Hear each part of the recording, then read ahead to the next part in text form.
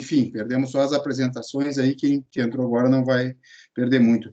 Como eu estava falando, a qualidade, então, ela tem que vir dentro de todo o processo de fabricação. E vamos ver como é que isso aconteceu, né? Então, aqui, ó, né, alguns conceitos, né, ser é a propriedade de qualificar os mais diversos serviços e objetos. Qualidade está relacionada à percepção de cada indivíduo e diversos fatores como cultura, produtos, serviços prestados, necessidades, expectativas influenciam diretamente essa definição, né? Qualidade pode ser qualidade de vida das pessoas de um país, qualidade da água que se bebe, do ar que se respira, qualidade do serviço prestado por uma empresa, ou qualidade de um produto no geral. Como qualidade em relação a produtos e serviços, há várias definições de qualidade. Tá? Existe também, né, aí mais adiante, o controle de qualidade, garantia da qualidade, que são conceitos relacionados com o de qualidade na indústria e serviços. Né? Os conceitos mais usados em várias áreas, através de indicadores de qualidade, são as normas da série ISO. Né? E tem a de projeto, a 1001, a 14000, relacionada ao meio ambiente, entre outras. Tá? Então, tem, na verdade, essa definição aqui, acho que é do Garvin, né? Tem aí basicamente 8 pilares, né? 8 dimensões, vamos chamar assim, de qualidade, que vai desde confiabilidade, característica, conformidade, durabilidade, atendimento, estética, qualidade percebida e desempenho. Tá? Então, Garvin, né, ele definia, né, o desempenho é o que é atingir o que o cliente espera.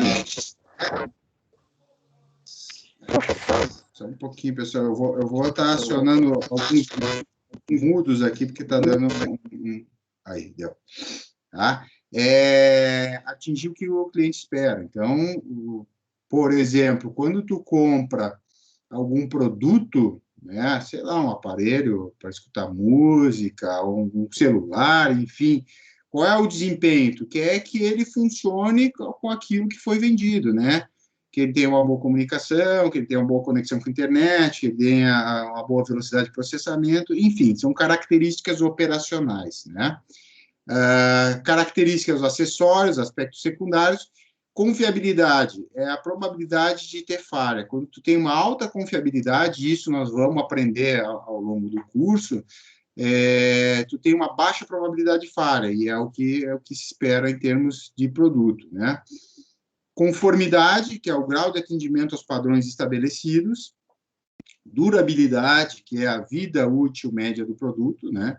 E cada vez mais hoje a gente tem essa questão, principalmente de produtos relacionados à tecnologia, à obsolescência programada, né? Então, hoje em dia, vamos lá, quanto tempo dura um celular? Não é a durabilidade do plástico da tela, é a durabilidade da tecnologia, né? Hoje, por mais que tu cuide ali, bote capinha, isso, aquilo, o celular vai ter uma vida útil, né? É ou não é? Tu tem ali alguns aplicativos que depois de, vamos lá, 3 anos, não abre mais, não consegue. Então, tu te obriga a fazer uma atualização. Né? Então, tem essa questão relacionada à tecnologia e tem a questão, obviamente, relacionada a questões mecânicas e durabilidade. Né? Por exemplo, né? Por isso que uma boa manutenção faz toda a diferença. Eu tenho lá na empresa máquinas com mais de 20 anos, de 20 a 25 anos, algumas, né, outras mais novas, e que operam muito bem. Então, logicamente, existe hoje em dia uma tecnologia melhor, né, mas que garantem o atendimento digamos assim, a conformidade aos padrões estabelecidos. Né? Então, a durabilidade está muito relacionada à forma como tu faz a manutenção do produto, mas também está relacionada ao nível de tecnologia agregado ao produto, né? Obviamente, esses equipamentos, se tiver uma falha em alguma peça eletrônica, né, alguma placa, dificilmente vai conseguir reposição, né? Por isso que a questão da manutenção é importante. Outra coisa importante também, o atendimento, a rapidez e a facilidade do reparo. E aí eu vou mostrar para vocês, como se fosse um quadro, tá? Um gráfico que agora eu me recordo qual foi o nome da professora, que a gente teve uma palestra, e ela mostrou isso, e eu vou mostrar para vocês. Um pouquinho, pessoal. Oi, alguém quer falar alguma coisa?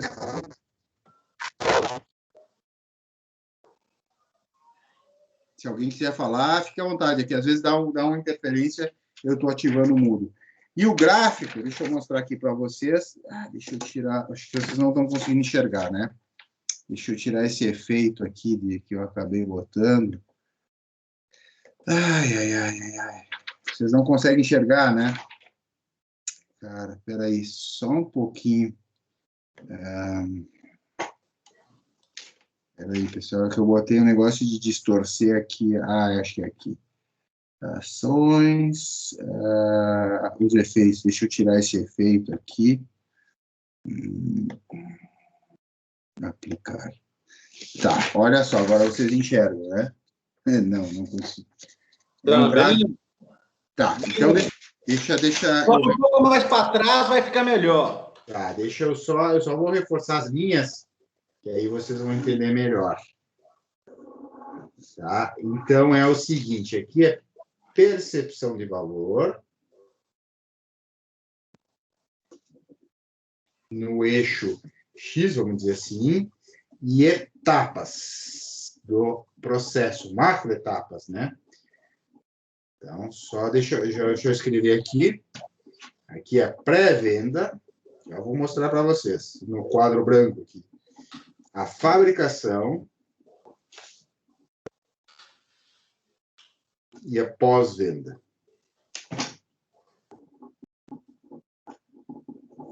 Deixa eu ver se eu consigo mostrar agora para vocês. Acho que não, né? Então, imaginem o seguinte... Um pouco para trás e para cima, professor. Aqui. Conseguiram? Não. Tá dando reflexo da lâmpada agora. Mas vamos fazer o seguinte. Aí assim melhorou, tá, deu aí, trava aí. Assim, ó. Então, aqui é percepção de valor, aqui é macroetapas do processo. Sim. Pré-venda, fabricação e pós-venda. O que significa isso? Na pré-venda, eu tenho uma alta percepção de valor.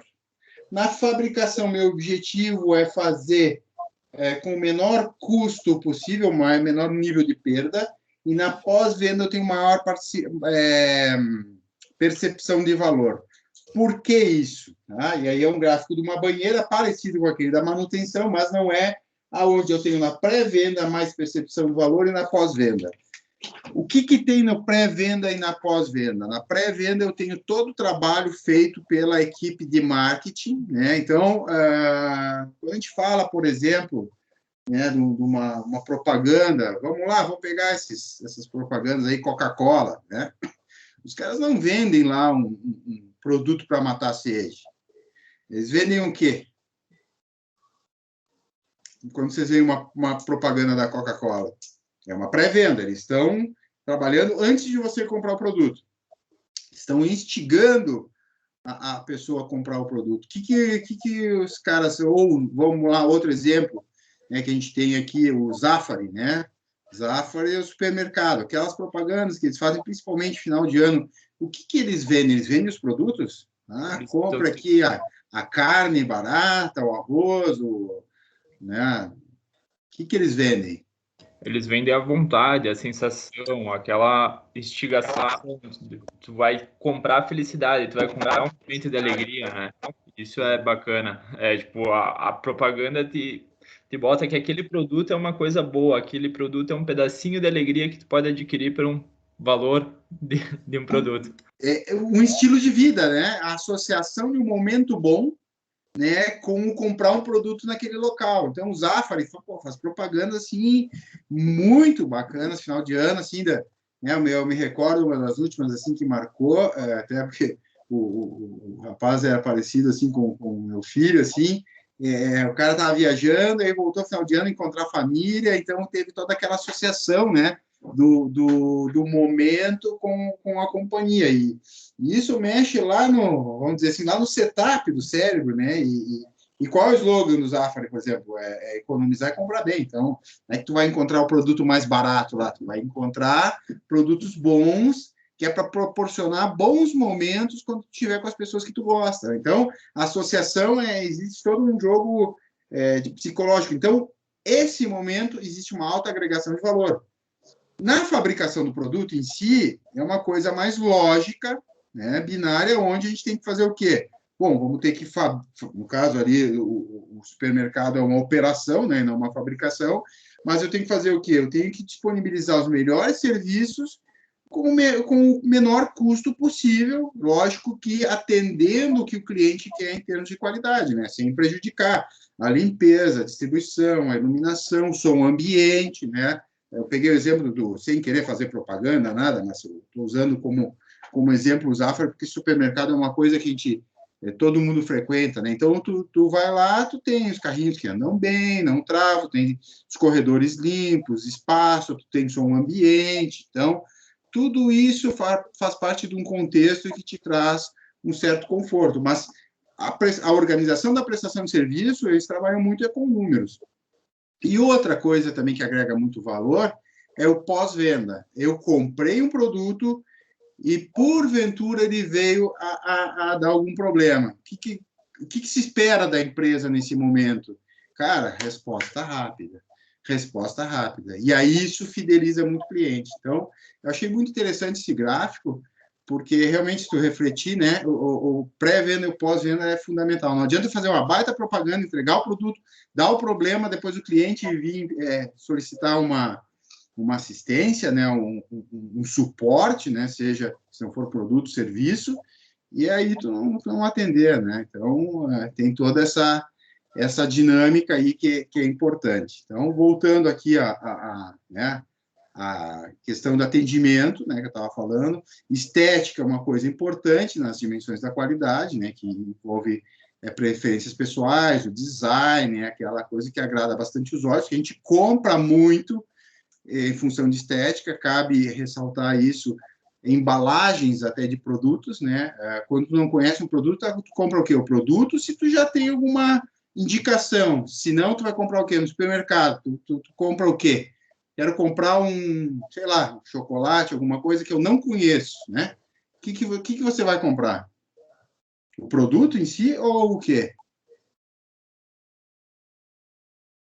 Normalmente até produtos que tu não vê, uma latinha de refrigerante. Eu sei que é uma Coca-Cola, é uma cerveja, mas tu vai comprar porque tu acha bonito, tu acha legal, daqui a pouco tu paga até um pouquinho mais por isso, mas o produto é a mesma coisa, só a embalagem é uma ilusão diferente.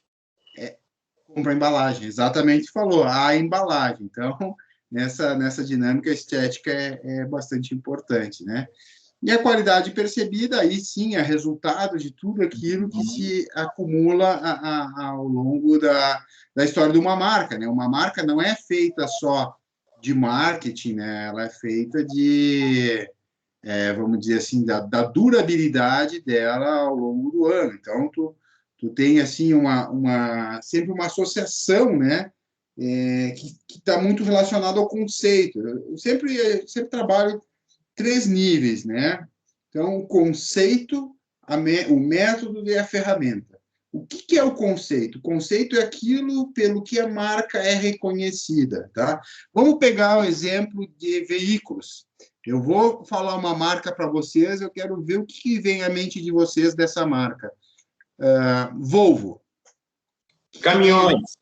Não, mas dentro da marca Volvo, pensa carros, esquece caminhões, ele está pensando lá na farina, né? Não é os tambores, não é o TF 287, 288, tá? Vamos pensar nos carros. Alguém falou uma característica, Volvo... Tecnologia? Segurança.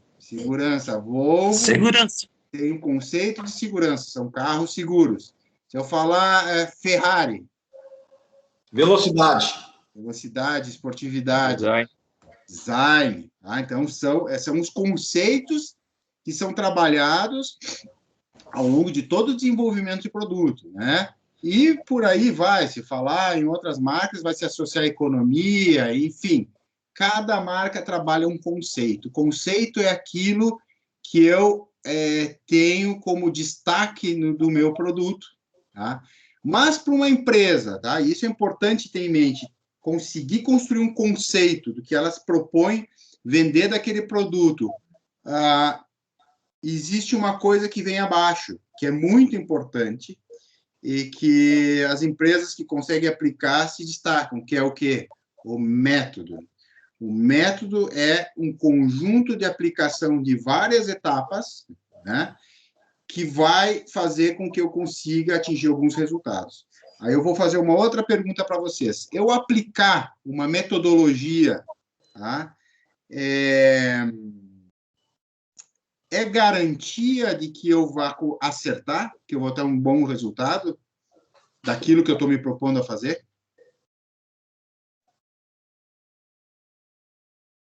Não sei se eu fiz entender na minha pergunta. Eu aplicar o método. Se a empresa já produz alguma coisa similar, né? Igual, por exemplo, vamos dizer a farina aí, que ela produz vários tipos de peças. Chegou um projeto novo, modelo novo, né? Então a assertividade dela é, vamos dizer assim, mais de 95%. Eu vou pegar um exemplo lá da farina, tá? Desenvolvimento de produto. Eu vou aplicar, por exemplo, a PQP, tá? Que é uma ferramenta que nós vamos ver ao desenvolver do curso. Você deve aplicar uma PQP lá, né? A PQP ou o PIPAP, enfim. Eu aplicar o PQP é garantia de que eu vou atender todas as demandas do cliente? Não. Não. Mas eu aplicar o PQP significa que se eu errar em algum ponto, eu vou saber onde é que eu errei. Sim. Então, é esse o ponto. O método, ele faz com que a gente consiga mapear aonde que foi errado, aonde que ocorreu o erro, e a partir daí consertar. É a mesma coisa no modelo mais simples, né? O cara vai fazer um bolo lá, não que eu seja um especialista em culinária, longe disso, né? Mas, quando tu vai fazer um bolo lá, tu tem a receita, que são as proporções, né, dos ingredientes, né? Tu tem um método, que é como que tu vai fazer a sequência das misturas, e tu tem lá o tempo e a temperatura no forno. Sim. Vamos supor que, de alguma forma, esse bolo ele abatumou, ou ele rachou, enfim. Quando eu for tentar corrigir, eu vou trabalhar na temperatura e no tempo de permanência ao mesmo tempo? O que vocês acham?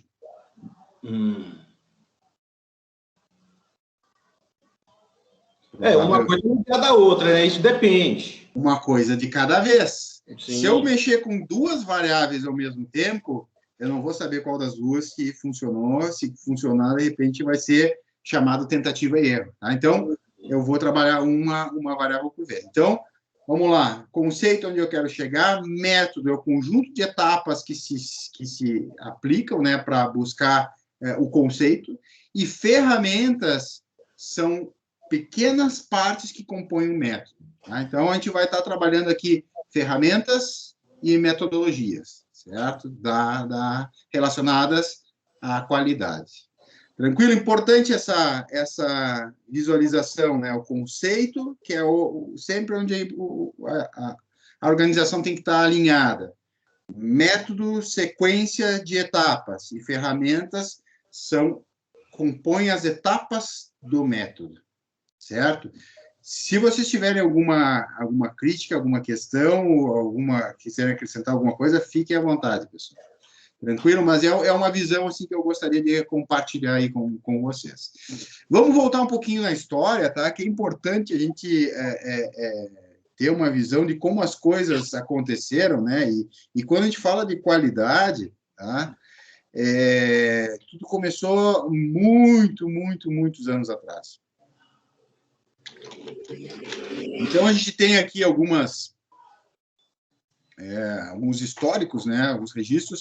Em 2150 a.C., tinha o Código de Hammurabi, tá?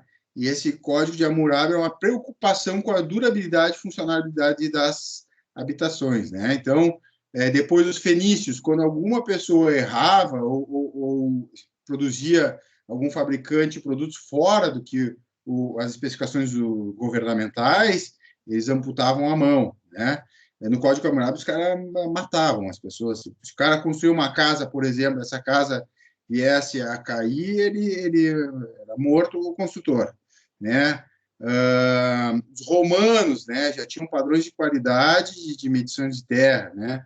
O Luís XIV tinha critério para a escolha de fornecedores e instruções para a supervisão do processo de fabricação de embarcações. Então, a questão da existência da qualidade, né, ela é de muitos anos atrás, né?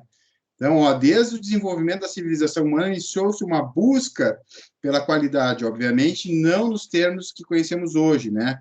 Aí, buscando na história, né, a perfeição das pirâmides do Egito, cálculos matemáticos precisos, padrões de beleza das obras de arte gregas e durabilidade das obras de engenharia civil. E se for analisar, né, quanto tempo atrás tem as pirâmides, e eu, particularmente, infelizmente, não conheço pessoalmente, mas tu vê aí pelos documentários, né, pedras extremamente pesadas, né, e uma obra de engenharia, assim, obviamente, sem nenhum recurso de tecnologia, associando a tecnologia que a gente tem hoje, era disponível naquela época, e, cara, obras que duram aí, assim, popular a vida toda, né, estão até aí, né.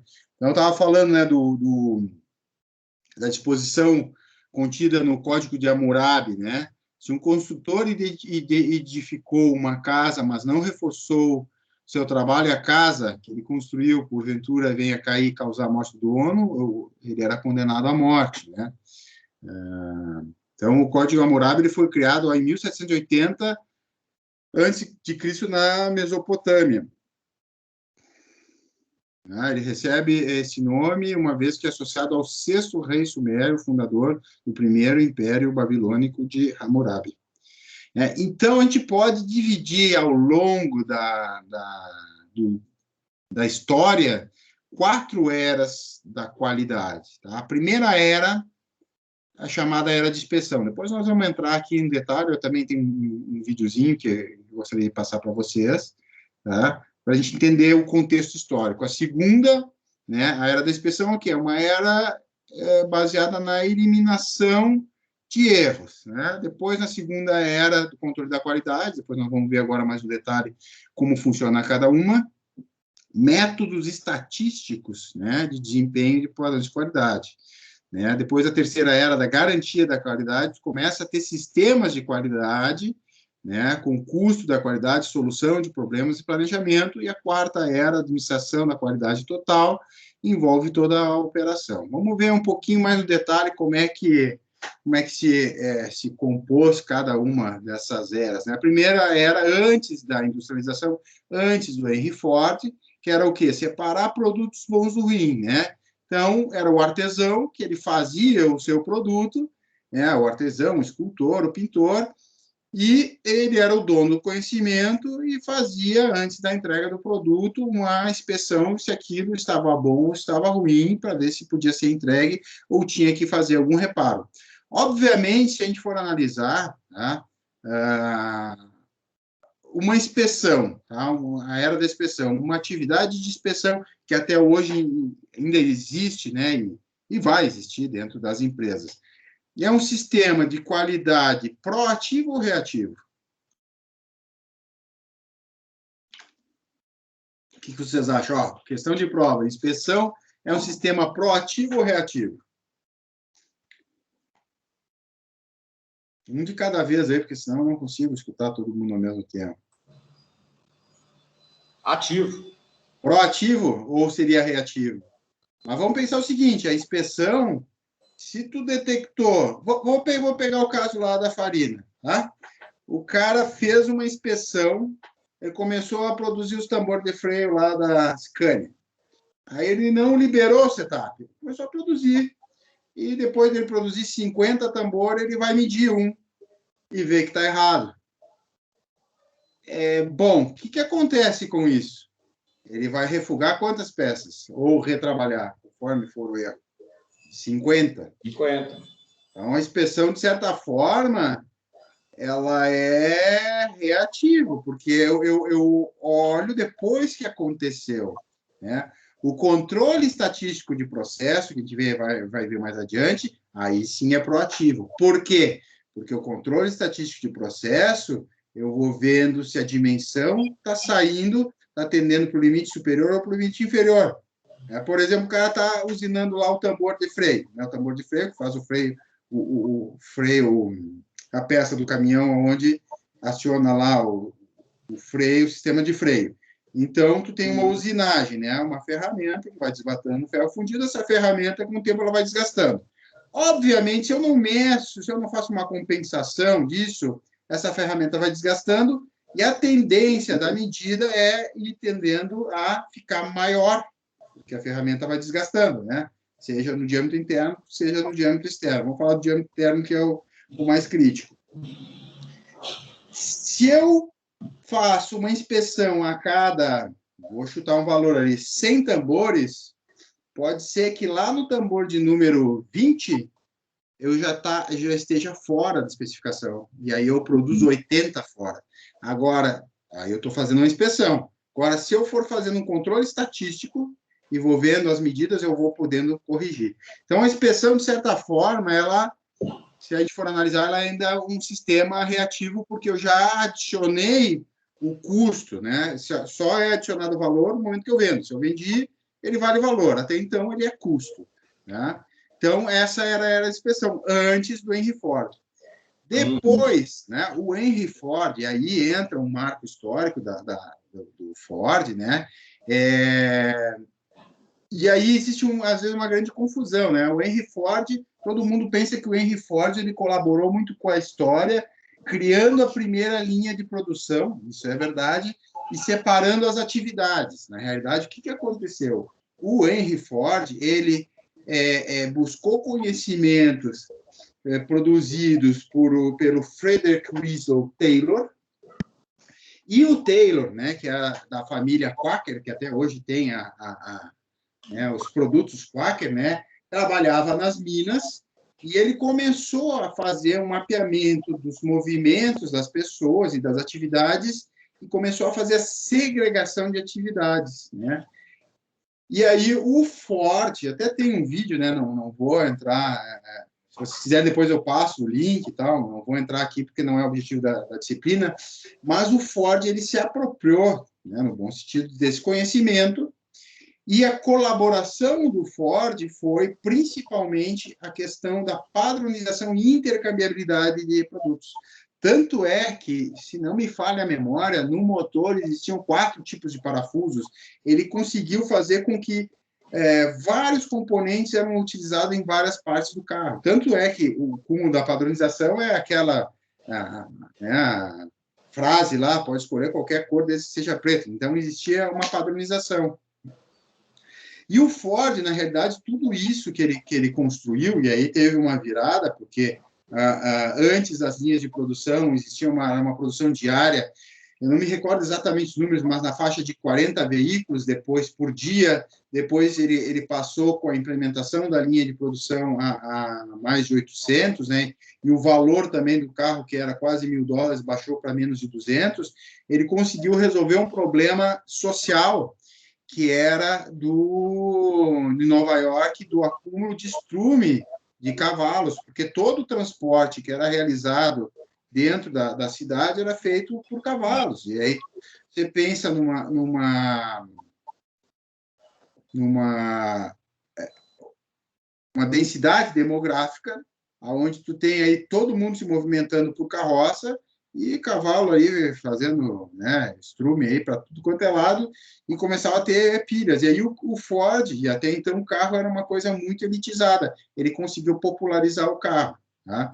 Então, ele se apropriou da questão que aplicou os conceitos desenvolvidos pelo Taylor, que foi a separação das atividades em uma linha de produção.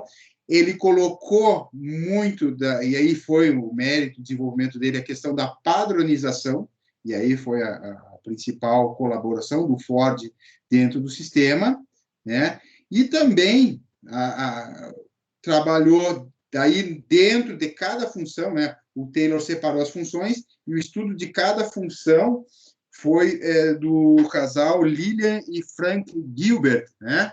Que eles desenvolveram os Terbligs. Terbligs quer dizer Gilberts ao contrário, que era o estudo dos micromovimentos. Então, em cada operação, o que eles faziam? Eles pegavam uma lanterna e faziam esse movimento para ver como é que eram os deslocamentos dentro da própria operação. Então, ele também começou a aplicar isso na linha de produção. Tem até uma colega, agora não me recordo o nome, que trabalha com cronoanálise, é isso que eu tinha esquecido antes. A cronoanálise, né, ela migra, ela é uma parte. Agora, existe um outro estudo que é muito interessante de fazer e que existem pouquíssimos trabalhos e pouca bibliografia escrita sobre isso, que é o MTM, que é um estudo, uma metodologia, desenvolvida pelos alemães, derivada dos Terbligs, né? E os Terbligs, aí tu começa a analisar a repetição, o peso, a distância, o ângulo, e aí tu entra, vamos dizer assim, muito na microanálise do movimento. Então, o Ford ele conseguiu um resultado muito bom em cima disso. Obviamente, né, todos os sistemas eles têm o lado positivo e o lado, a sua restrição. O que acontece?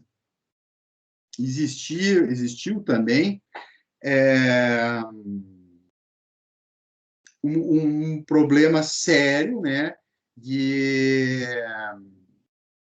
rotatividade, as pessoas não aguentavam por causa do ritmo. Tanto é que surgiu, e acho que a maioria de vocês já deve ter assistido pelo menos um trecho, né, o filme do Charles Chaplin, Tempos Modernos, né? Vocês já assistiram, né? Então, o filme do Charles Chaplin dos Tempos Modernos, pode falar, fique à vontade. O filme do Charles Chaplin, ele é uma sátira, tá, ao sistema desenvolvido pelo Ford, né? Tanto é que tem cenas ali do Charles Chaplin que ele começa a repetir o movimento. Aí tem uma outra cena muito engraçada, que os caras querem que a pessoa não saia para almoçar, fique no posto de trabalho almoçando, e aí os caras desenvolvem uma máquina que acopla ao corpo, e enquanto a pessoa está trabalhando, vai lá dar comida na boca, pega a espiga de milho, e aí nesse teste que os caras vão fazer, eles vão lá na fábrica e escolhem o Charles Chaplin lá para ser vamos dizer, o cara lá para testar, né? O cobaia lá do teste. E aí a máquina começa a sair de controle, né? A espiga começa a girar na cara dele e começa a jogar sopa na cara. Então, na verdade, tudo isso é uma sátira ao sistema do Ford. Então, obviamente teve, né? O Ford teve essa colaboração, né? Ele adicionou bastante, mas também, em outra ponta, tiveram alguns problemas, como quase todas as inovações têm, né? Então, a parte do controle de qualidade começou após a industrialização, né? Que era produzir a qualidade de acordo com as especificações, a produção em massa. O cliente não tem contato com o produtor, já muda, né? A produção é feita por operários especializados em funções, e a qualidade é uma preocupação com a empresa em vender um produto que corresponda às especificações. Mas, nesse momento, ele conseguiu, através desse método, né, que ele compôs utilizando legados de outros engenheiros, enfim, outros pesquisadores, né, ele conseguiu fazer essa composição. Mas a principal colaboração do Ford foi com a padronização, tá? Separação de atividades Taylor, análise de micromovimentos, o casal Gilbert, né, o Frank e a Lillian Gilbert. Então, isso é uma coisa interessante a gente observar na história, porque na história quase tudo não são assim aquele relâmpago de ideia que a pessoa teve uma ideia. Geralmente é uma construção de conhecimentos aonde cada um vai pegando o que foi criado e adicionando coisas, e aí que as coisas vão se transformando, né? Então, só repassando aqui, né, a questão começou com o artesão, a primeira era da inspeção, né? O foco era no produto final e não no processo produtivo. Na Revolução Industrial, né, teve principalmente a questão da padronização, aí se passou de uma customização para um sistema basicamente de padronização, e aí se iniciou a produção em larga escala, né? Nesse período também ocorreu a substituição das ferramentas pelas máquinas, o sistema fabril se torna uma realidade, que foi a questão, principalmente o caso da Ford. E aí, passando já da era do Ford, se entrou na terceira era, que é da garantia da qualidade, e, por sua vez, coisas bastante, vamos dizer assim, complicadas, como é uma guerra, né? Uma guerra, se for pensar na sua essência, não tem lógica nenhuma, né? Uma coisa bastante estúpida, né? Desculpa a palavra. Ela, de certa forma, trouxe, né, uma evolução em termos de qualidade, porque houve bastante a parte de autores desenvolvendo principalmente sistemas de qualificação de fornecedores, né? Então, durante a Segunda Guerra Mundial, o exército americano necessitava da garantia dos produtos comprados através de especificações contratuais, né? Então, o exército mantinha inspetores nos fornecedores, tá? E aí começam alguns autores, que a gente vai até estudar alguns deles, né? Que é o Shewhart, né? O Dodge, o Roman, o Deming, né? Do BDCA, o Shewhart, de vários autores, né? Segue as primeiras ferramentas, né? Gráfico de controle e planos de amostragem. Então, na década ali na Segunda Guerra Mundial, né? Começou a se desenvolver métodos estatísticos de controle de processo, né? Então, o CEP, tudo isso aí, o processo de qualificação de fornecedores, foi tudo muito derivado da indústria bélica, né? E se a gente for analisar... Professor. Oi, pode falar. Eu ouvi falar assim, sobre isso aí, né, de melhoria das armas, que quando foi na Primeira Guerra, muitas armas foi produzidas, várias peças produzidas de diferentes fornecedores, na hora de montar era ruim, aí por isso que sempre tinha baioneta. Falhou o tiro, vai na faca. Vai na faca. E na Segunda Guerra já pensou, vamos melhorar isso aqui, vamos fazer as coisas se encaixar melhor para não falhar a bala, porque aí na faca a chance de morrer é maior. Porque se o outro tiver o tiro bom, a faca não segura, não. Não segura, não tem como. E de fato, é bem isso, né? Tu pensa, o cara lá, se tem uma situação onde o produto não pode falhar, é numa guerra, tá? Um cara de um lado e o outro do outro, um apontando a arma para o outro. Se o teu produto falhar, se foi, né? Acabou. Então, lógico... Então, é uma coisa bem... A guerra, ela serviu, né? Diante de toda a sua irracionalidade, vamos dizer assim, que, né? Ela serviu para algumas coisas boas, né? Como tudo, e uma delas foi essa questão do upgrade, vamos dizer assim, do desenvolvimento dos sistemas de qualidade, principalmente qualificação de fornecedores e controle estatístico de processo. E aí, depois dos anos 60, dos anos 70 e 80, vê que essa questão da qualidade ela vem bastante tempo, né? Pós-Segunda Guerra Mundial, entrou a parte de gestão da qualidade total, né? Onde o objetivo é a satisfação do cliente e a responsabilidade é a qualidade de todos. Então, em oposição ao sistema do Ford, onde as pessoas elas tinham absolutamente que cumprir uma função e não tinham participação no desenvolvimento e melhoria dos processos, elas eram simplesmente máquinas, de certa forma, dentro de um sistema, né, onde não poderia se usar máquinas, se usavam pessoas, né? Então, a evolução da qualidade nos anos 60 e até 80 foi nesse sentido, né? Evolui de um assunto meramente produção para alta direção, né? Quantificação dos custos, estudos de confiabilidade, programa de zero defeitos. E aí começam, né, a surgir, principalmente alguns autores, e estudando, autores americanos estudando o sistema japonês também, né?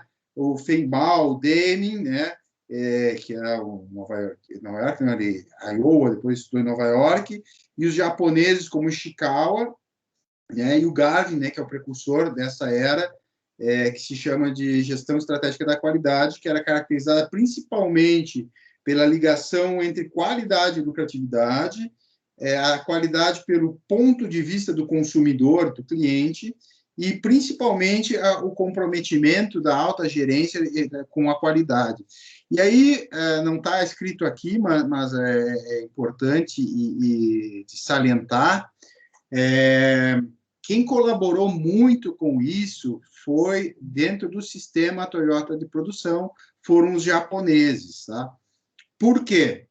Após a Segunda Guerra Mundial, o Japão se rendeu, né? Perdeu a guerra e tal, e eles ficaram com recursos extremamente escassos. Então, esse estado que eles estavam de crise, né? Ele surgiu para criar, né? Então, a palavra criação também vem derivado da crise. Então, o que acontece? Os caras, eles tinham recursos extremamente restritos, então não podiam errar. E aí começou todo o desenvolvimento de uma metodologia baseada, né, na gestão, em erro zero, em envolvimento das pessoas, e com isso eles atingiram um nível muito desenvolvido, tanto é que nos anos 70, né, fosse perguntar para um norte-americano o que vinha à mente dele quando se falava em produto japonês, ia dizer o que a gente falava e até hoje, daqui a pouco, alguns, né, a gente fala dos produtos chineses, é um produto de baixa qualidade, é um produto barato, né? Então existia esse estigma, só que os caras começaram a produzir produtos de alta qualidade. Tanto é que Detroit, que era a capital principal de fabricação de veículos nos Estados Unidos, tinha mais de 2 milhões de habitantes, se não me falha a memória, 2 milhões e 300 mil habitantes. Depois que os veículos japoneses começaram a entrar dentro dos Estados Unidos, passou a 700 mil habitantes e uma crise muito séria houve na cidade, né? Então, os japoneses eles deram a volta em termos de tecnologia, principalmente no pós-Segunda Guerra Mundial, e aí sim também alguns autores norte-americanos começaram a estudar e a desenvolver como é que eles trabalhavam a metodologia. E a principal diferença, se for ver, entre o sistema fordista e o sistema Toyota, é que o sistema Toyota trabalha um modelo de gestão principalmente trabalhando a capacitação e desenvolvimento das pessoas, aonde a pessoa ela não ocupa só uma posição funcional, e sim, ela é parte integrante de um sistema aonde ela é escutada e pode, através, obviamente, de um processo de qualificação e de capacitação dessa pessoa, participar ativamente do processo de transformação, né? Então, muda toda essa dinâmica. E até hoje, as empresas de todo o mundo se espelham muito no sistema Toyota de produção. Tanto que vem derivado do sistema Toyota de produção o Lean Manufacturing, que nada mais é do que o sistema desenvolvido pelos norte-americanos, mas baseado nos princípios do sistema Toyota. Obviamente, os caras, não, por uma questão mais de orgulho, não vão falar que é o sistema Toyota adaptado ao sistema norte-americano, mas as bases conceituais são basicamente as mesmas. Tá? E aí a gente entra na quarta fase, a quarta era, desculpa, que é a gestão da qualidade total, né, que foi isso aí. Tá? Então, aqui é só um briefing do que a gente falou, e aí a pergunta é a seguinte. Pessoal, só vou fazer uma pausa, que eu acabei não combinando com vocês a respeito disso. Em relação à dinâmica da aula, tá? Vocês querem fazer uma pausa, ou a gente começa e vai até o fim, e aí termina daqui a pouco, alguns minutos antes? O que vocês acham mais proveitoso?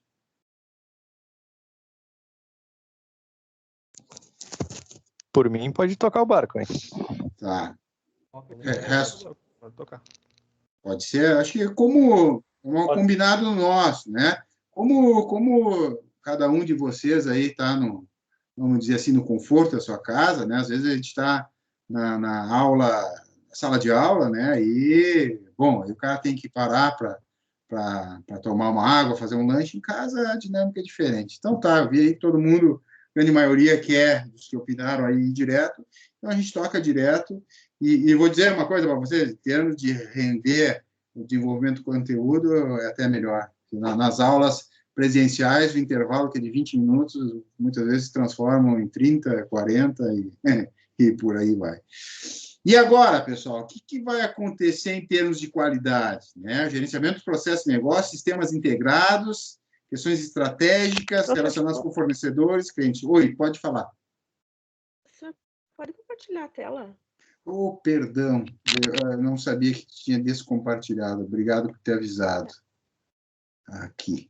Está aparecendo aí para vocês? Agora sim. Tá. Obrigado por avisar. Eu acho que eu apertei o Alt Tab e ele descompartilhou. Então, o que vocês acham que está... Qual é a dinâmica que a questão de qualidade vai tomar de agora em diante, né? A gente já tem, né, há algum tempo aí as normas chegando, né? Mas o que vocês acham que quais vão ser as próximas... Qual é que vai ser a próxima era da qualidade? Não sei se alguém arrisca aí. Não tem o certo e errado aí, pessoal. Acho que o importante é a gente manifestar a opinião aí, porque por mais, às vezes, absurda que pareça a opinião, ela pode fazer sentido. O que vocês acham que vai acontecer? Vou fazer uma outra pergunta. Qual é o papel da indústria 4.0 no contexto da gestão da qualidade?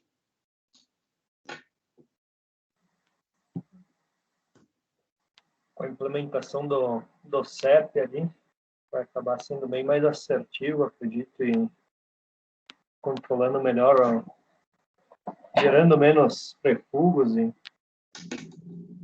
Hoje, se tem um percentual, por exemplo, lá na empresa, é de 3% em algumas sessões de inutilizado. Cada vez mais vamos chegando perto do zero, né? Na hora de trabalhar o material. Isso é isso. A ideia de automação e integração de linha também, de ter tudo conectado a um computador, a uma central, a tu não precisar estar pessoalmente para fazer qualquer operação, digamos, numa fábrica, tu ter uma otimização de processo através de sistema e esse sistema ser interligado entre eles, né? Tu ter todo um acesso remoto a isso. Então, se a gente for analisar, né, até a parte de programação da fábrica, de PCP, né, se a gente for pensar em CEP, em estatística de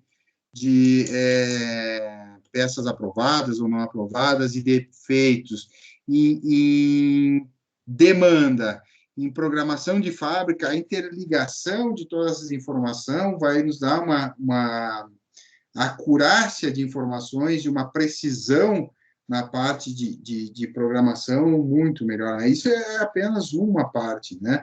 Fora a questão relacionada, principalmente, às preferências dos usuários. Hoje em dia, se tu falar o que tu está pensando em comprar, não estou falando nem de pesquisar, tá? Falar só de falar. Se tu está pensando em comprar, sei lá, uma câmera, um webcam, alguma coisa, e tu falar perto do teu celular, quando tu vê, tá enchendo de anúncio de webcam. Então,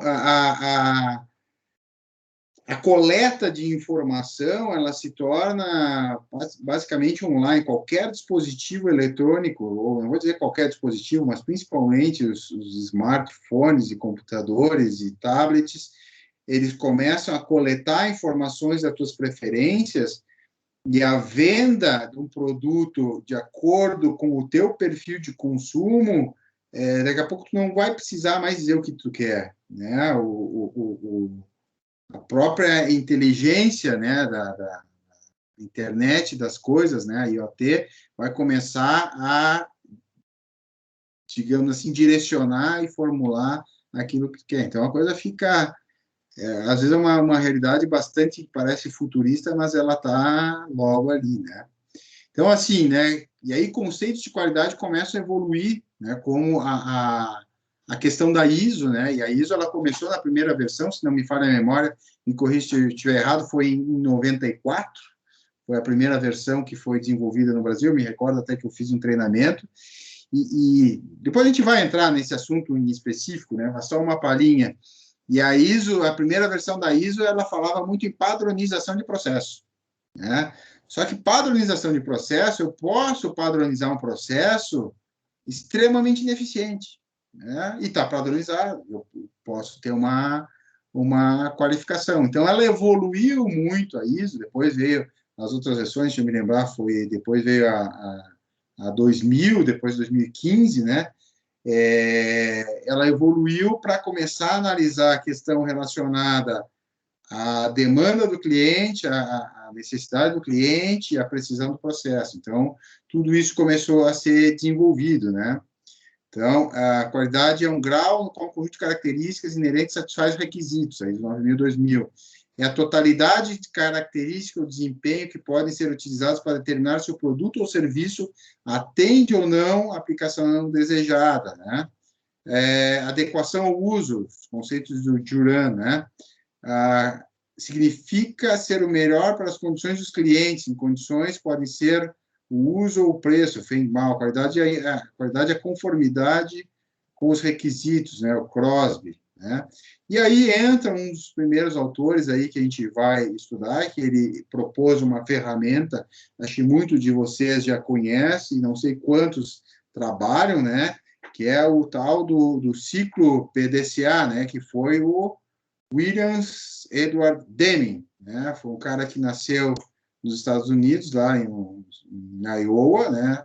No estado de Iowa, na cidade de Sioux, não sei como é que se faz a pronúncia, no estado de Iowa, em 1900, né? Ele se formou PhD em Física na Universidade de Yale,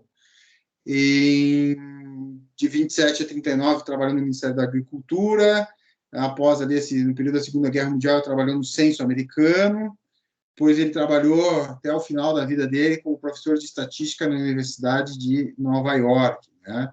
E, a partir dos anos 50, ele também fez bastantes palestras no Japão, tá?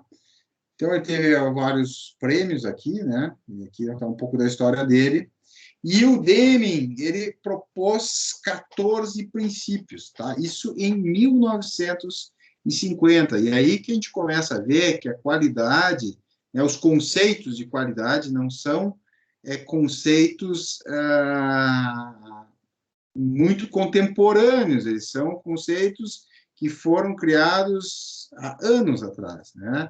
E ele citou 14 princípios, tá? Que constituem o fundamento ministrado pelos altos executivos do Japão em 1950, nos anos subsequentes. E aí nós vamos ver alguns deles que, num primeiro momento lento, diz, não, mas isso é um absurdo, mas tem toda uma lógica, né? E uma lógica que está correlacionada também com o momento, né? Então, esses princípios constituem a essência de sua filosofia e aplicam-se tanto a organizações pequenas como organizações grandes, tanto na indústria de transformação como de serviços, tá? Então, quais são os pontos que ele fala, né? Os 14 princípios, né? Não é suficiente apenas resolver problemas, a adoção e ação nos 14 pontos, né, são um sinal de que a administração pretende permanecer no negócio e proteger investidores e empregos. Os 14 pontos se aplicam para qualquer organização, grande ou pequena, serviço ou manufatura, divisão ou todo o grupo. E quais são esses princípios, né? Agora nós vamos falar sobre cada um deles. O primeiro é estabelecer uma constância de propósito para a melhoria do produto e do serviço, objetivando se tornar mais competitivo e manter-se em atividade, bem como criar empregos. Aí está muito relacionado à questão de fazer bem feito, né? Segundo, adote a nova filosofia. Estamos numa nova era econômica. Lembre-se que isso foi em 1950. A administração ocidental deve acordar para o desafio, conscientizar-se de que suas responsabilidades e assumir a liderança no processo de transformação, porque nesse momento o Japão começava a criar tomar um grande espaço, né, do mercado e invadir o mercado norte-americano. Coisa que hoje a gente também tem que começar a refletir. Será que a gente não está passando, né? E a história ela anda em círculos, né? Será que a gente não está passando por um momento similar a esse, só que quem está assumindo esse papel de fábrica do mundo não são os chineses? Né? Eu estava pensando sobre isso esses dias, principalmente porque estava pesquisando equipamento, né, para comprar máquina de transformação, e tu começa a ter opções, e não só de agora. Na outra empresa que eu trabalhei 10 anos na Cinex, e lá teve uma experiência que foi a seguinte, né, tem um equipamento que serve para melhorar muito a resistência do vidro, que é uma têmpera, né? Então, a têmpera é um equipamento que o vidro entra, né, ele aquece a uma temperatura próxima a 700 graus, tem um choque térmico, e depois desse choque térmico, ele amplia, vamos lá, de 4 a 5 vezes a resistência dele contra o impacto, tá? É um equipamento caro, né, um equipamento de alta tecnologia, e a primeira versão, o primeiro forno de têmpera que foi adquirido foi um forno dos finlandeses, né, como é que é o nome da empresa? Tanglass, né? E tá, funcionou, era um forno pequeno, e aí foi evoluir e se foi para um forno fabricado na China. Porém, era um projeto, praticamente uma cópia de um dos melhores fornos do mundo, da Kera Glass. Ok. E aí, cara, a experiência, vieram 2 chineses, né, para trabalhar e instalar esse forno. E, assim, ó, me chamou muito a atenção a qualidade do produto, tá? Primeiro, e a disciplina de trabalho desses caras aí. Então, era um engenheiro, um técnico. Fosse buscar eles às 5 da manhã, eles iam estar prontos para ir trabalhar, tá? Trabalhavam até o último sair, segunda a sábado, não trabalhavam no domingo, que não ia ter gente a abrir lá. E o que me chamou mais atenção é a constância deles no trabalho. Para vocês terem uma ideia, fornos semelhantes, né, de outros fabricantes europeus, tempo de instalação aí de 5 a 6 semanas, eles instalaram em 2, e funcionando bem, 2 e meia, né? Então, e aí também agora, recentemente, pesquisando equipamento até para beneficiamento de MDF e tal, tu tem opções assim que começa a se tornar muito complicada a vida de fabricantes europeus, porque tu tem aí, começa a pesquisar empresas que estão com esses equipamentos há 2, 3 anos funcionando muito bem.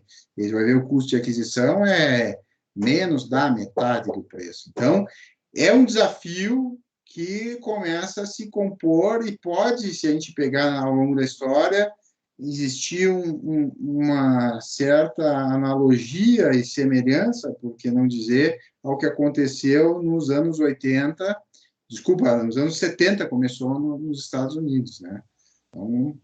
Então isso é importante, a questão da filosofia. A gente tem que estar sempre questionando o que está acontecendo para ver se isso realmente é a melhor prática, né? E aí tem 2 perguntas, né? Também só uma palhinha, nós vamos se aprofundar mais nesse assunto, que a gente sempre tem que fazer quando está desenvolvendo um produto ou um processo, né? Que sai da questão de engenharia de valor, análise de valor e engenharia de valor. São 2 perguntas básicas. Quando tem um produto, a primeira é o seguinte: o cliente paga por isso, por essa funcionalidade que eu estou disponibilizando no produto? Onde é que tu está desenvolvendo um produto, lá e tu coloca um opcional, né? Seja lá qual é o produto. Será que o cliente, ele valoriza isso, ele está pagando por isso? Esse é o primeiro questionamento, que é a análise de valor. Aquilo que eu estou agregando ao produto é útil. O cliente paga por isso, ele reconhece valor nisso? Se sim, beleza. E a segunda pergunta é a engenharia de valor, que é a seguinte: bom, se o cliente está pagando, né, vou pegar um carro lá, um opcional assim do espelho, de fazer aquele negócio lá de como é que ele fica, não reflete os faróis do carro, né, automaticamente. Se aquilo é valor para o cliente, tá? A segunda pergunta é em relação ao processo produtivo. A forma como eu estou fazendo é a melhor possível, né? Então, análise de valor, se o cliente valoriza aquilo, engenharia de valor é a forma como eu estou fazendo. Então, são questões que batem bastante nesse ponto, né? São questões importantes a gente pensar. Bom, o terceiro princípio do Deming, tá, é deixe de depender da inspeção para atingir a qualidade. Elimine a necessidade de inspeção em massa, introduzindo a qualidade no produto desde o seu primeiro estágio. Ou seja, cada um garante que as especificações da sua operação vão ser atingidas, né? Aí faço um questionamento para vocês. Tem lá dois sistemas de produção, seja uma célula, seja uma linha, tá? Numa, eu trabalho uma filosofia de trabalho onde cada um tem os requisitos de qualidade que tem que cumprir com a sua operação, e na outra eu coloco um inspetor no final da linha. Como é que vocês acham que vai ser o sentimento e a forma de trabalho de cada uma dessas pessoas em cada uma dessas linhas?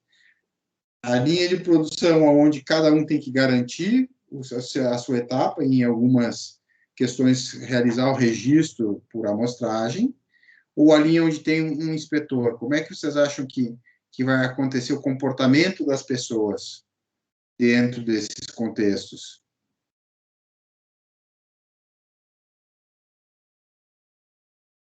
O que vocês acham? Aonde existe vamos dizer assim, a orientação de cada um inspecionar o seu produto, como é que as pessoas vão trabalhar, e aquela que tem uma pessoa responsável por inspecionar o produto no final da linha, como é que as pessoas vão trabalhar? Em termos de comprometimento, em termos de atenção. Acredito que tu tendo a responsabilidade de passar o teu produto para frente com qualidade, tu tá entregando o teu nome, digamos assim. Tu, dentro de qualquer processo de empresa, né, uma engenharia não deixa de gerar um produto, um desenho para a fábrica, né? Então tem que gerar qualidade ao ponto de que não gere um retrabalho ou um descarte de produto, né? Então, eu sabendo que meu produto vai para frente e leva o meu nome, eu vou buscar uma qualidade, uma excelência para esse produto ao ponto de que não volte para mim ou não tenha um retorno, né? Ao mesmo tempo que, se não fosse, não levasse o meu nome, não tivesse alguma coisa nesse sentido, chegaria no final e ia cair para o setor anterior, ia falar, o setor anterior errou e faz de novo, gera um retrabalho e deu, é isso, né? Perfeito, correto, é exatamente isso. E é importante o seguinte: existe um estado de relaxamento quando tu tem alguma pessoa, né, que inspeciona, né, o teu produto no final da linha. Então, isso é uma questão importante para a gente pensar. O quarto princípio do Deming: cesse a prática de aprovar orçamentos com base no preço.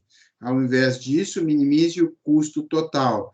Desenvolva um único fornecedor para cada item, um relacionamento de longo prazo fundamentado na lealdade e na confiança. E vou aproveitar aí, até que tem o pessoal aí da Farina, me recordo, eu trabalhei lá de 2004 a 2006. E, na ocasião, foi feito um trabalho muito interessante, não sei se foi dado continuidade, enfim, com fornecedores de insertos, né? Inserto é aquela ferramenta que faz o desbaste do ferro fundido para transformar essa peça fundida num produto que vai lá para a indústria automotiva, né? Fábrica de caminhões ou de veículos ou de tratores.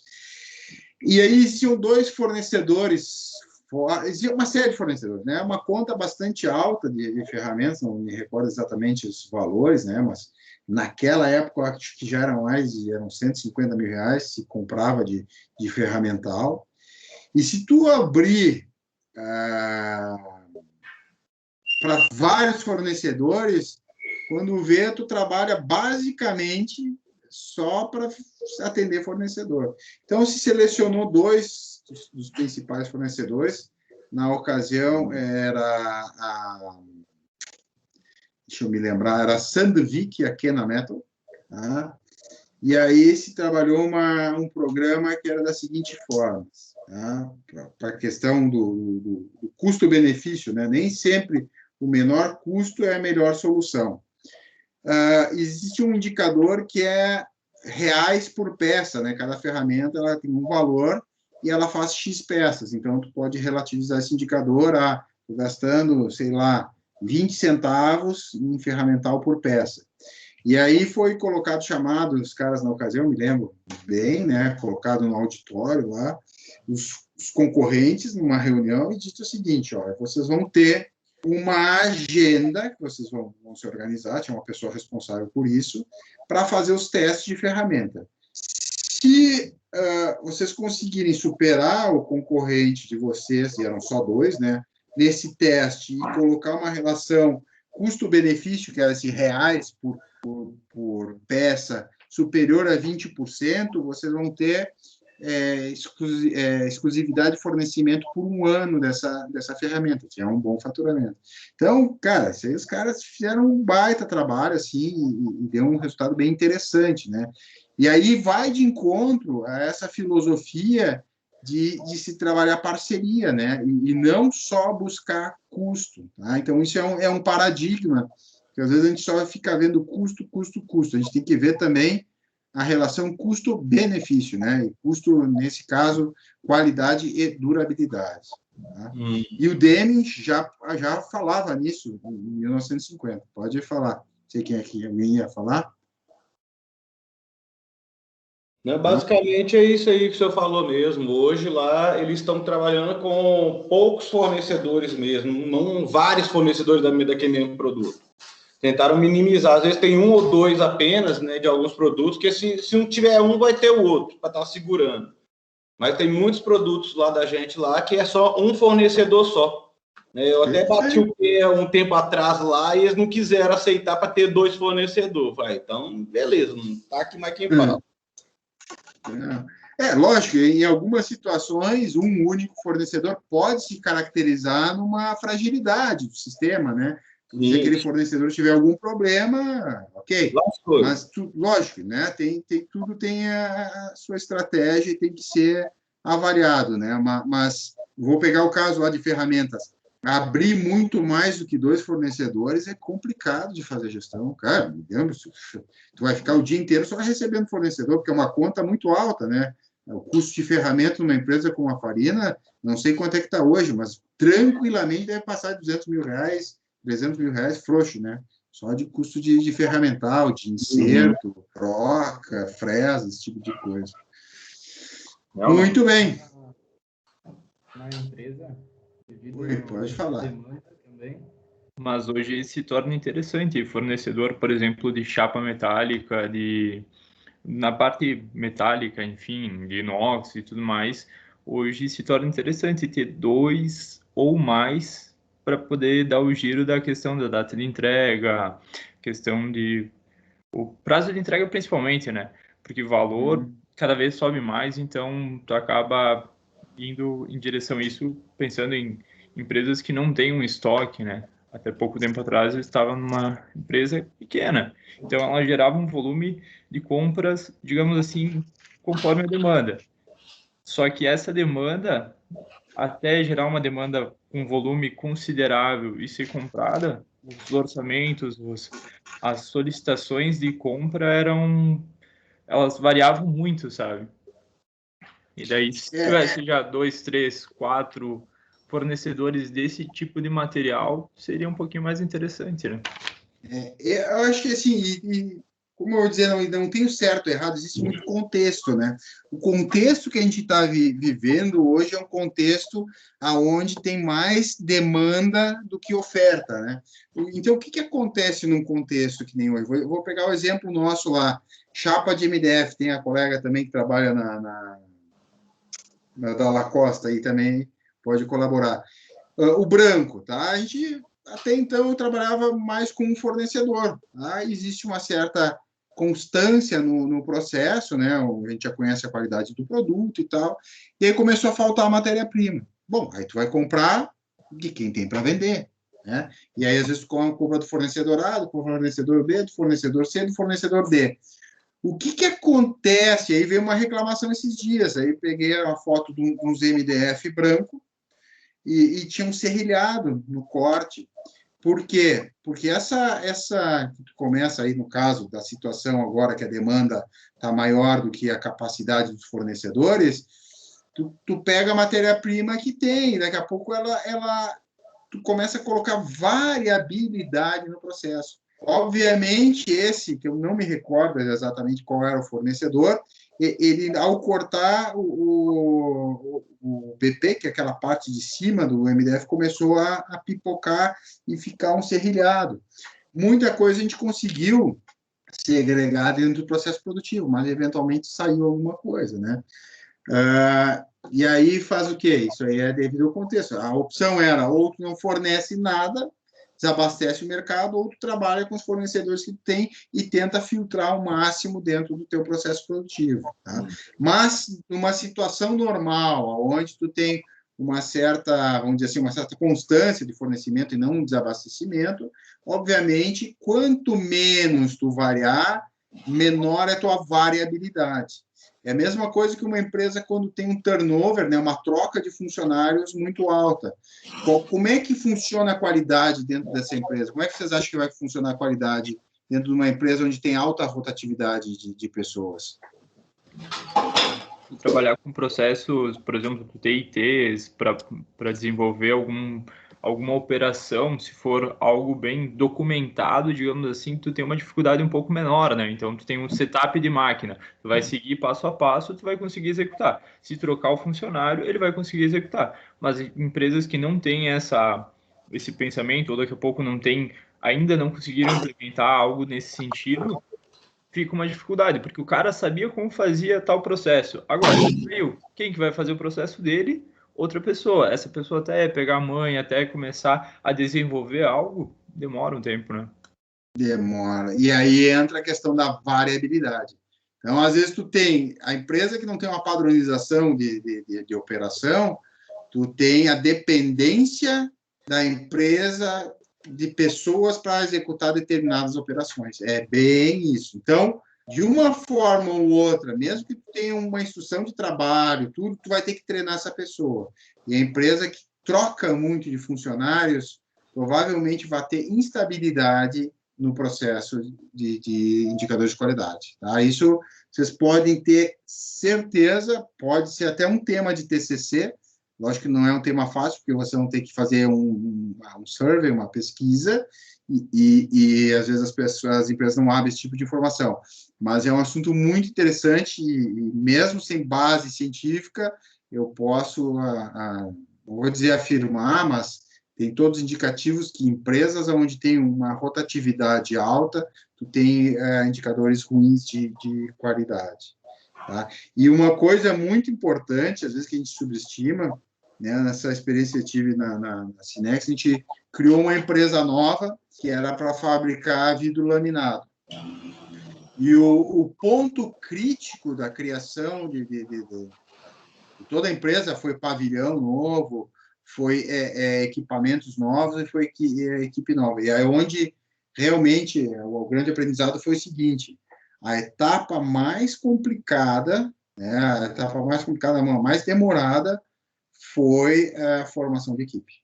Né? Pavilhão construir é fácil, é só ter dinheiro, máquina também é só aplicar recurso financeiro. Agora, tu contratar e capacitar as pessoas para ter um certo nível de constância e qualidade do processo demora. Foi 1 ano e meio para conseguir, assim, desde que começou o projeto até ter a fábrica rodando razoavelmente bem. 1 ano e meio. Tá? Estão enxergando a apresentação? Oi, pode falar.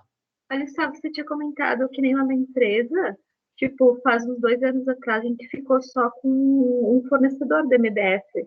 Aí, agora na pandemia, tipo, esse fornecedor não deu conta e a gente quis retornar para o outro.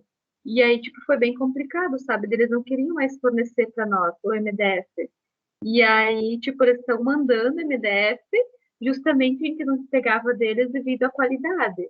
E a qualidade deles continua mesmo assim ruim. E aí eles falaram, se vocês querem, é assim mesmo. E, tipo, tá acontecendo bastante, que nem você tava falando do MDF, tipo, tá vindo com essas falhas, depois que a gente trabalha com MDF cru. A gente tem a Sim, pintura lá pintam, né? interna. Isso, mas tá, nossa, tá bem, bem complicado mesmo quanto a isso. A qualidade tá bem, bem ruim. E é uma questão de escolha, né, Luana? Tipo assim, ó, te coloca no dono da empresa. Tu tem contrato de fornecimento, porque exportação é contrato. Os caras querem container, ele tem data e tu tem canal de venda lá, os magazine, e é assim. O que tu vai fazer? Tu vai parar a fábrica, vai deixar de fornecer, ou tu vai comprar uma matéria-prima daqui a pouco de uma qualidade inferior e tentar filtrar o máximo dentro do teu processo produtivo? São Foi o escolhas, que, né? foi o que o dono da empresa falou. Ele disse, é isso aí que nós temos e vamos tentar, tipo, a nossa qualidade vamos manter. Tipo, essas peças que estão vindo falhadas, a gente tenta tirar fora, enfim, e para conseguir atender os clientes, né? Mas vou dizer uma coisa, mesmo que tente filtrar o máximo, eventualmente alguma coisa vai passar, né? Sim, alguma Isso coisa sempre ainda passa. mais, ainda mais que depende de pessoas, né? Obviamente existem processos de controle de qualidade por inspeção automatizada e tal, e aí tu tem uma maior segurança. Agora, onde tu dependeu de pessoas, por mais boa vontade e qualificação que tem essas pessoas, existe uma série de fatores, né? Fadiga é um deles. Uma coisa é tu estar olhando com atenção 1 hora, outra coisa é 2 horas, outra coisa é 3 horas, assim por diante. É que nem a aula aqui, daqui a pouco a gente começa um tema, tua atenção vai 1 hora, 2 horas, daqui a pouco tu fadiga, né? Então, tudo que depender de pessoas, existe o fator da fadiga. O fator da fadiga, ele tem uma correlação direta com o nível de atenção e com o passar ou não a falha, né? Mas é bem isso, e é o que está acontecendo, e nós também,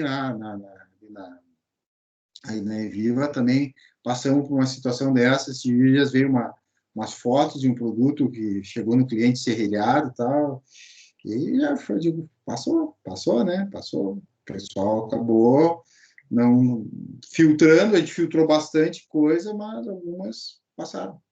E aí pode ter sido até no transporte, como esse BP ele estava fragilizado, daqui a pouco um atrito no próprio transporte também pode ter passado, né? Mas então esse é um dos pontos, né? O quinto princípio, senão acaba me atrasando. Melhore constantemente o sistema de produção e prestação de serviço, de modo a melhorar a qualidade e produtividade e, consequentemente, reduzir de forma sistêmica os custos. E aí é um princípio muito inspirado no sistema Toyota, né? Que eles trabalham principalmente a minimização das perdas. Na verdade, não é a minimização, é a busca pela eliminação total das perdas, né? Seja perda de tempo, movimentação ou de qualidade. Tá? O sexto princípio, institua treinamento no local de trabalho. E aí é também, de certa forma, uma crítica ao ser do Ford, que o Ford ele trabalhava muito a repetição, né? E aqui eles estão bastante a questão de qualificação dos operadores. O sétimo princípio, institua liderança. O objetivo da chefia deve ser o de ajudar as pessoas, as máquinas e os dispositivos a executarem um trabalho melhor. A chefia administrativa está necessitando de uma revisão geral, portanto, quanto a chefia dos trabalhadores de produção. Ou seja, o chefe ele começa a tomar uma postura mais de líder, de dar o suporte, de implementar a metodologia, de treinar, de qualificar, do que de cobrar. E hoje em dia, né, se tu for ver, dois perfis de liderança. O líder, aquele que o cara não sabe por que está fazendo, mas sabe que tem que fazer daquela forma, porque senão ele vai ser penalizado, e ele fica sempre prestando atenção se o chefe está perto ou não para fazer daquela forma, ou o líder, chamar líder, o chefe, que capacita as pessoas começam a entender por que elas estão fazendo e qual é o sentido daquilo, e aí se desenvolvem. Então, existe uma mudança de paradigma aí, né? Isso em 1950. O oitavo princípio, elimine o medo de tal forma que todos trabalhem de modo eficaz para a empresa. Ou seja, o erro, obviamente, ele não é um efeito calculado ou desejado. O erro, ele é um efeito que acontece, né? Ninguém quer errar. Agora, qual é a postura que eu tenho frente a uma falha, né? A falha, o erro. Eu posso punir ou posso transformar isso em uma forma de aprendizado. Então, empresas que punem, geralmente as pessoas ficam o quê? Elas ficam com receio de fazer qualquer coisa diferente para acertar. Agora, empresas que trabalham isso como uma forma de aprendizado, ela começa a tornar a pessoa parte integrante do processo de mudança. E aí também, se vocês forem pensar, é uma comparação, uma crítica, né, também ao sistema do Ford e da Toyota, porque no Ford eles tinham repetição, e aí nos tempos modernos, se vocês quiserem assistir, tem lá o chefe, que ele ficava, o Charles Chaplin mudava a velocidade da máquina, ia lá, voltava, e queria saber quem é que mudou a velocidade, queria punir e tal, e o sistema desenvolvido pelos japoneses, né, pós-Segunda Guerra Mundial, que trabalha de outra forma o envolvimento das pessoas. O nono princípio, elimine as barreiras entre os departamentos. As pessoas engajadas em pesquisas, projetos, vendas e produção devem trabalhar em equipe de modo a preverem problemas de produção e de utilização do produto ou serviço. Várias metodologias que a gente vai aplicar, elas partem do princípio, e aí também vem os grupos de CCQ e tudo mais, parte do princípio da multifuncionalidade, né? O que é a multifuncionalidade? É tu juntar pessoas de diferentes formação, diferentes áreas, cerca de um problema em comum. Qual é que é a principal colaboração disso em relação à solução do problema? Vamos pensar o seguinte, tu tem lá um problema, aí tu tem um cara do comercial, tem um cara do industrial, tu tem um cara do financeiro, e tu tem uma pessoa da financeira administrativa, e tu tem uma pessoa de recursos humanos.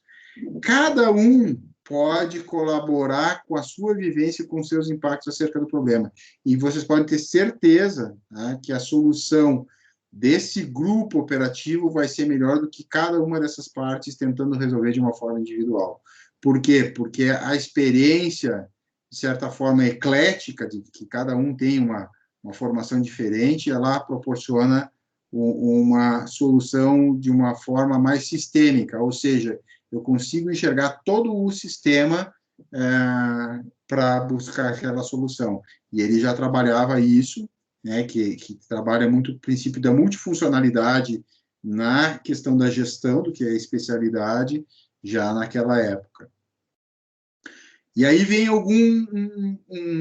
né, o princípio, né, do 10º, elimine lemas, exortações e metas para a mão de obra que exijam nível 0 de falha e estabeleça novos níveis de produtividade. Tais exortações apenas geram inimizades, visto que o grosso das causas da baixa qualidade, da baixa produtividade, encontra-se no sistema, estando, portanto, fora do alcance dos trabalhadores. Ou seja, né, a busca pela melhoria passa por um processo de aprendizagem, né, quando ele fala de eliminar a falha zero, sim, tu ter essas falhas e a partir daí tu desenvolver nosso sistema, passa de tu trabalhar de uma forma individualizada, onde cada um quer proteger e trabalhar de uma forma defensiva, e a forma defensiva, ela, de certa forma, ela é muito prejudicial ao processo de aprendizado e desenvolvimento de uma empresa, porque no momento quando tu trabalha, e aí às vezes tu vê profissionais que vêm de uma empresa, de outro, eles têm mais acentuado isso, né? Quando tem um problema, o cara, a primeira coisa que ele faz é dizer, não fui eu, porque é assim, porque não dá. Quando tu aciona, e muitas vezes é de forma involuntária, esse sistema de defesa, de certa forma, o cérebro se bloqueia para tentar visualizar novas alternativas para um problema. E é nesse sentido que ele colocou esse princípio, né, de trabalhar o trabalho em equipe e que o erro faz parte do processo de aprendizagem. E aí, no 11º princípio, também vem muito nesse sentido, né, elimine padrões de trabalho, cotas na linha de produção, substitui por liderança, elimine o processo de administração por objetivos, elimine o processo de administração por cifras, por objetivos numéricos, substitua-as por administração por processos através do exemplo de líderes.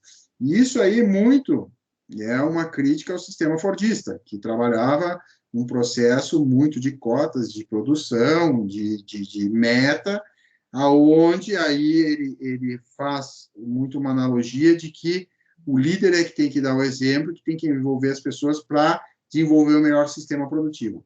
Obviamente, soa de uma forma bastante estranha, se tu for ver, né, a questão, elimine cotas. Cara, toda empresa tem um número a ser atingido e tem que se pagar a conta, né? Mas é mais nesse sentido de a criação do melhor sistema produtivo sair do desenvolvimento do todo.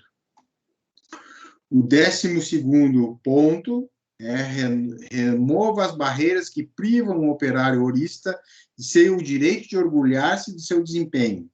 A responsabilidade dos chefes deve ser mudada de números absolutos para a qualidade. Remova as barreiras que privam as pessoas da administração e da engenharia do seu direito de orgulhar-se do seu desempenho. Desculpa, que acho que acabou ficando repetido.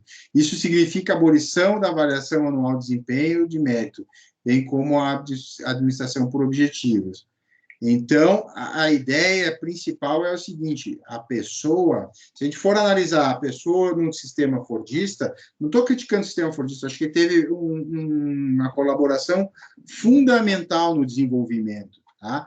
Mas das suas críticas, vamos dizer assim, uma das críticas ao sistema era o seguinte, a pessoa era um número e a pessoa era uma função. E neste contexto, a pessoa tinha que respeitar um padrão, uma repetição de movimento, e não tinha a voz ativa. Já no sistema oriental, do sistema Toyota, que foi derivando do sistema de manufatura do Lean Manufacturing, também depois para os norte-americanos, a pessoa é parte ativa do processo de mudança. Né? E ele não é só uma função dentro de uma etapa do processo. Ele é uma função, mas a opinião dele também é bastante válida. E aí vem aquela, né, sendo clichê, né, só sabe aonde aperta o sapato a pessoa que usa, né? Vem muito desse sentido.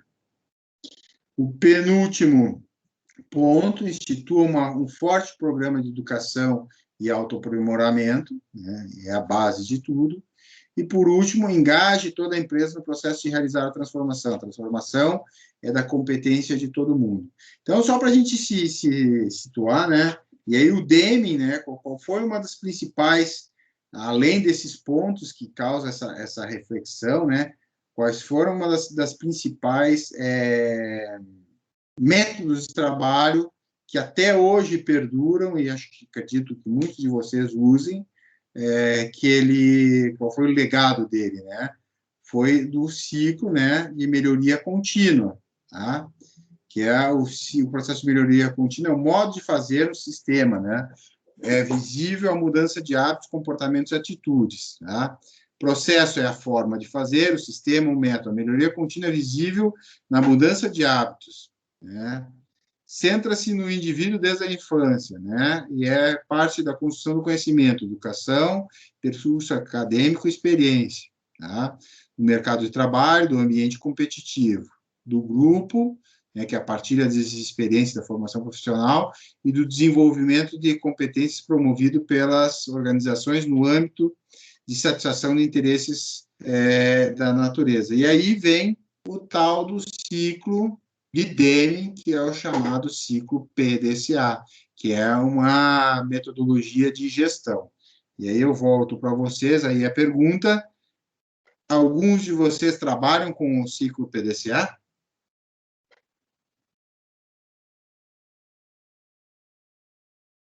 Vocês já aplicaram o ciclo PDCA? Vocês conhecem o ciclo PDCA? Já trabalhei, já estudei, já fiz muita coisa legal nele já, mas muito tempo. Isso aí é velho demais. E muito bacana. Mas e funciona, né? Tem dois PDCA, né? Tem o primeiro PDCA é aquele, né? Promete e depois corre atrás. E aí tem o segundo PDCA, que a gente vai estudar aqui, que é o planejar, o desenvolver, o verificar e o atuar, né? Esse primeiro aí acontece também bastante, né? Promete e depois corre atrás, né? O PDCA. Então, tá, brincadeira à parte, pessoal, só para a gente encerrar essa última etapa da aula. O que é o ciclo PDCA? São 4 etapas, tá? E funciona mesmo, aonde tudo aquilo que a gente trabalha numa organização, tu parte de uma lógica de acompanhar nesse sentido. Amém. Então, o primeiro quadrante aqui, planeje, né? Escolha o caminho, os meios, os métodos para alcançar os objetivos. Define as métricas para avaliar a oportunidade. E aí, depois, como eu falei para vocês, o método é um conjunto de ferramentas. Aqui dentro do Plan, eu vou mostrar para vocês, não sei se vai dar tempo ainda hoje, vamos tentar, que é uma ferramenta muito utilizada, é o 5W2H, tá? Segunda etapa, né, que é o planejar, é o dizer como que a gente vai, o que a gente vai fazer, como que a gente vai fazer, quem que vai fazer, quando que vai fazer, quanto vai custar, tá? Então, todas essas perguntas vêm aqui dentro. E aí teve num outro semestre uma colega que ela citou um exemplo muito interessante. Ela disse, eu trabalho numa escola e a gente aplica o PDCA sem saber que é o PDCA para fazer um evento. O evento é a festa junina. Então, a festa junina, né, na escola, disse, tem que organizar lá quem é que vai ficar na recepção, quem é que vai ficar na barraca tal, quem é que vai comprar o amendoim, quem é que vai comprar pipoca, quem é que vai fazer o quentão, enfim, tem uma série de atividades e, de certa forma, de uma forma, vamos dizer assim, mais empírica, né, e não tão com método, se faz o PDCA, né, e aí vai se acompanhando, porque vai vir todos os, né, agora não por causa da pandemia, mas quando tinha as festas juninas, vai vir todos os alunos com os pais ou com algum pai, e tudo tem que acontecer de certa forma organizado para as pessoas ficarem, gostarem da festa, né? Então, o P é onde se planeja tudo isso. O D, que é a segunda etapa, é onde a gente executa as ações e mede a performance. O C, que é a terceira etapa, é onde a gente verifica se aquilo que foi planejado realmente resultou no resultado que era para se alcançar, né? Ou seja, planejado, executado, se alcançou. Se não alcançou, aqui ficou azul, acabou aparecendo, entra no último quadrante, que é o A, que são ações corretivas para tentar alcançar aquilo que não se atingiu, né?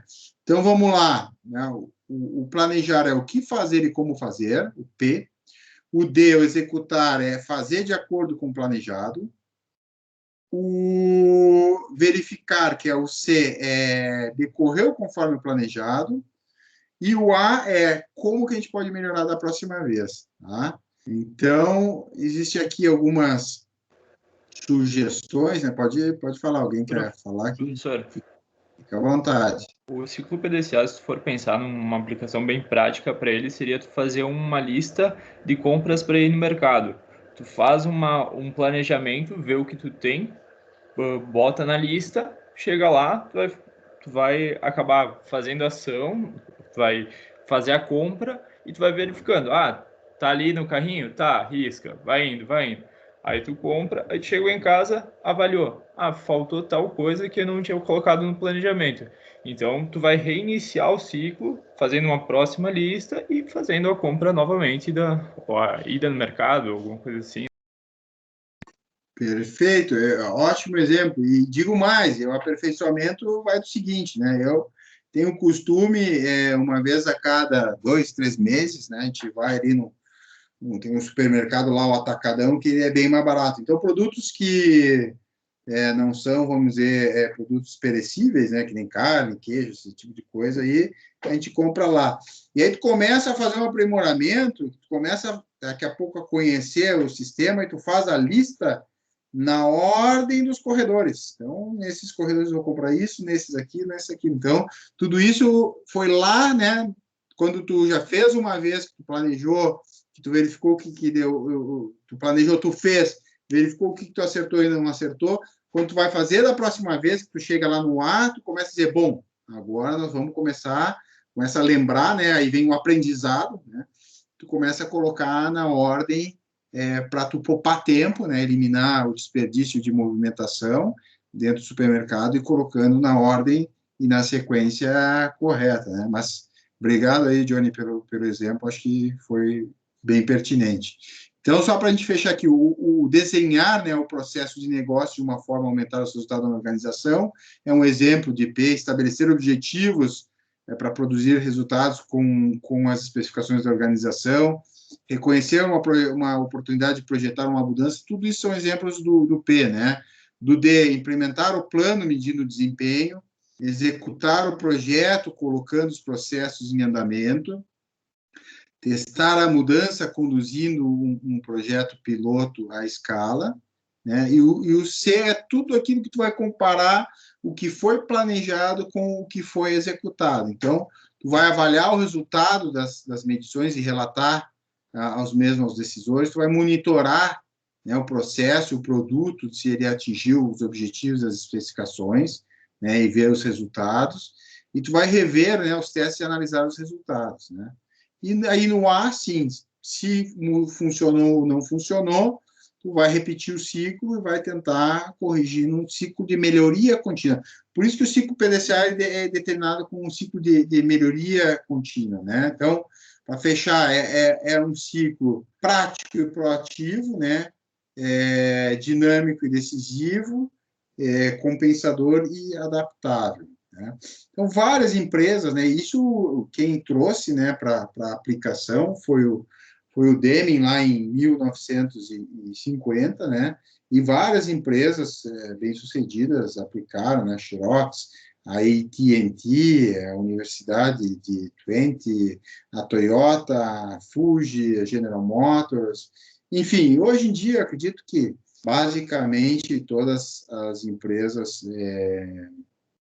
trabalham de certa forma com o ciclo PDCA, né? Por isso que a qualidade é um processo de exemplo contínuo. Deixa eu ver se dá tempo aqui. Acho que vou abordar aqui só para a gente fechar, até estender um pouquinho mais. E aí, dentro do P do PDCA, tá? Depois nós vamos fazer um exercício aí na sequência, não na aula de hoje, tem a ferramenta que é o 5W2H. E essa ferramenta ela é muito importante porque ela é uma ferramenta esclarecedora, né? É uma ferramenta para planejar o que deve ser feito e distribuir as tarefas entre os integrantes e acompanhar o que está fazendo, tá?